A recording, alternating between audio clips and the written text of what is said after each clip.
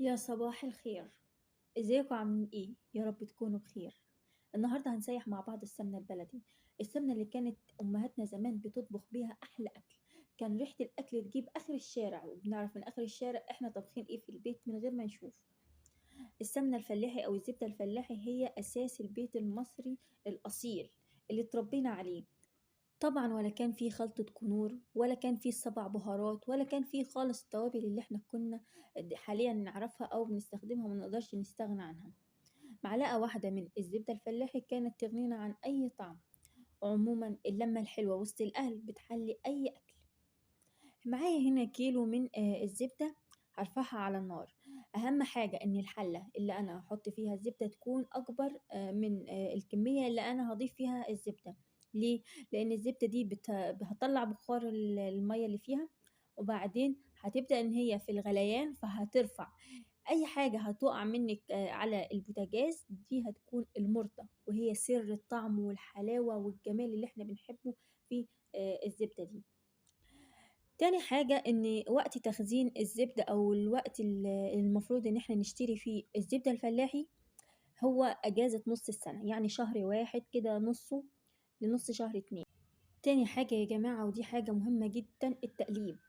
احنا ما بنقلبش من فوق كده على الوش، احنا بنجيب الاسباتولا أو أي معلقة خشب بنقلب من تحت خالص من قاع الحلة. ليه؟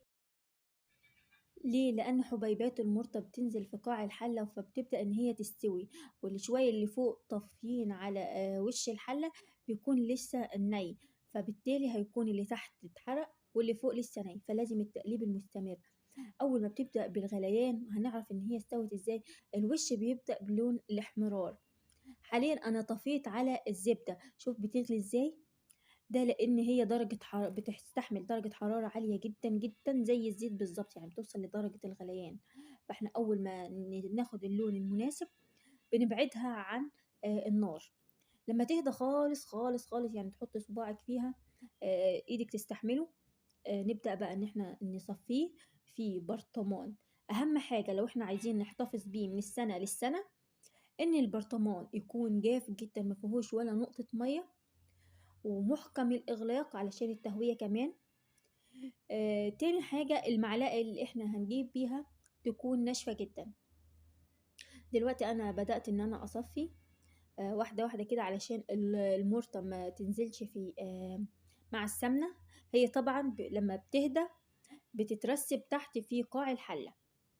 دلوقتي أنا بصفيها، وبعدين هنمسح المكان ما احنا وقعنا كده.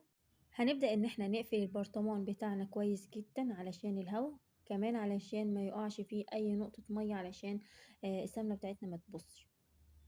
اهم حاجة يا جماعة ان احنا نجيب من شخص موثوق منه جدا جدا، علشان الحاجات دي سهل جدا ان هي تتغير.